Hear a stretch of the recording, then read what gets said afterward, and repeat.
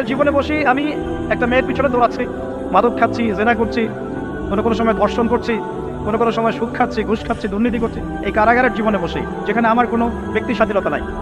কারাগারের জীবনের মেয়াদ যখন শেষ হবে, যখন তাকে এখান থেকে বের করে নিয়ে আসা হবে, অর্থাৎ মৃত্যু, তখন তার সাথে কিরকম রিমান্ডে আচরণ করা হবে এটা ভালো করে বুঝে না। নবীজি বলছেন, আদ-দুনিয়া সিজনুন লিল মুমিন ওয়াল জান্নাতু লিল কাফির। কাফেরদের জন্য, মুশরিকদের জন্য এই দুনিয়াটা হচ্ছে জান্নাত। জান্নাত মানে কি? যা ইচ্ছা তাই করতে পারো। জান্নাত মানে কি? আপনি চাচ্ছেন, আল্লাহ আমি এখন একটা খামর চাই, শরাব আপনার সামনে হাজির, চিন্তা করার সাথে সাথে। জান্নাত মানে কি?